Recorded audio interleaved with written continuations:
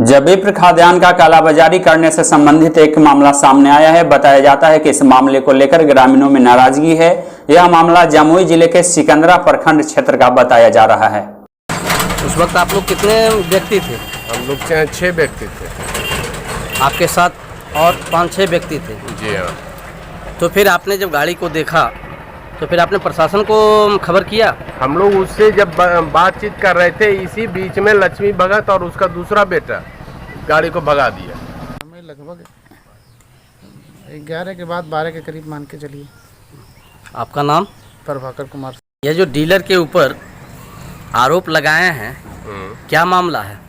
मामला, हम लोग 5-6 लड़का बाजार घूमने गए थे तो देखे कि जन वितरण विक्रेता के दुकान पर सफ़ेद रंग का पिकअप खड़ा है।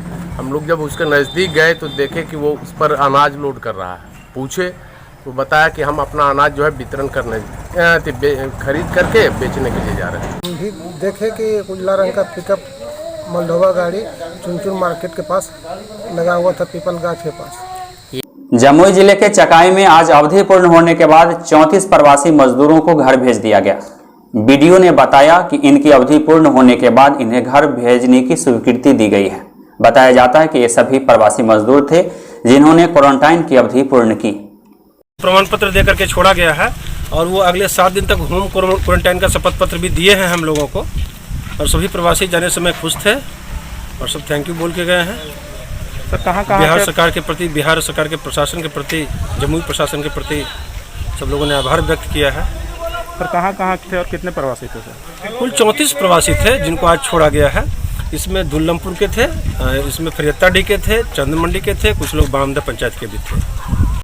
वैशाली जिले में आईएएस गंगा कुमार ने भूखमरी से जूझ रहे परिवारों के बीच आज राशन सामग्री का वितरण किया।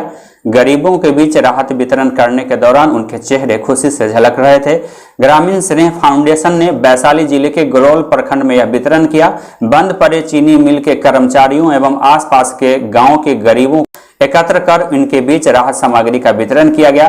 फाउंडेशन की तरफ से आईएएस अधिकारी गंगा कुमार ने अपने हाथों से इस वितरण कार्यक्रम की शुरुआत की। जिला प्रशासन के द्वारा घर लौट रहे प्रवासियों की सुधि नहीं लेने से मानवता के साथ ही घोर अन्याय की बात सामने आ रही है। यह बातें पूर्व मंत्री अजीत कुमार ने कही। वे मुजफ्फरपुर में पत्रकारों से बातचीत करते हुए इस पर बड़ा सवाल खड़ा किया है। बैठे हैं सिरसिया के गरीब बस्ती में, यहाँ के लोगों के साथ जो विश्वव्यापी कोरोना वायरस का प्रभाव है उस पर चर्चा कर रहे हैं। जो प्रवासी मजदूर हमारे भाई जो रोटी के लिए बाहर गए थे वो घर लौट रहे हैं, उनका जीने का व्यवस्था कैसे होगा इस पर चर्चा कर रहे हैं। जो लोग क्वारंटाइन सेंटर में सरकार के द्वारा रखे गए हैं उस पर चर्चा किया, और जो ग्रीन जोन से अभी अभी आ रहे हैं उस पर चर्चा किया। लोगों ने बताया है कि काफी अव्यवस्था है और पिछले 2 दिनों से जिला प्रशासन के द्वारा प्रवासी मजदूर के मामले में हाथ खड़ा कर लिया गया। काफी उहापोह की स्थिति है।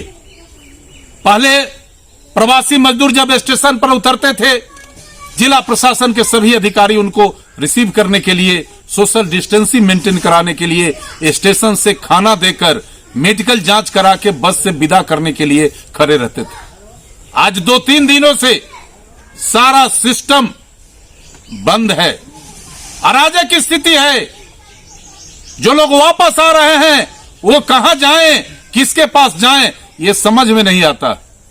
उनके घर वाले काफी चिंतित हैं, कहीं कोरोना वायरस उनके बच्चे में ना हो, घर आने के बाद कोई अनहोनी न हो जाए, इसके लिए काफी परेशानी।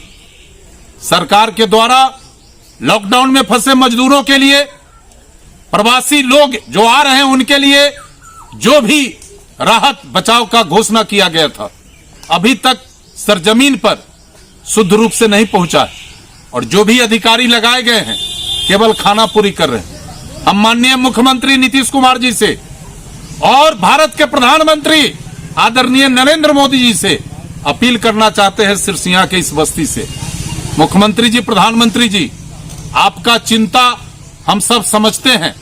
हम आपके हर अभियान में साथ हैं। ये कोरोना का जो महाजंग है इसको परास्त करने के लिए भी हम लोग हेल्थ डिपार्टमेंट, WHO सरकार के द्वारा जो भी डायरेक्शन है उसको फॉलो कर रहे हैं। लेकिन गरीब त्राहिमाम की स्थिति में, घर में फूटा कोरी नहीं है, बच्चों को खाने के लिए दाना नहीं है, कृपा कर अपने जो अधिकारी हैं उनका मॉनिटरिंग करिए। अधिकतर अधिकारी संवेदनहीन हैं, जिसके कारण सभी को समय पर सुविधा नहीं मिल रहा है। बड़ी बुरा स्थिति है। एक बार फिर कलेक्टर साहब से अपील कि इस मामले को संज्ञान में लीजिए और जो भी प्रवासी मजदूर आ रहे हैं उनको कोई कष्ट न हो, इसकी व्यवस्था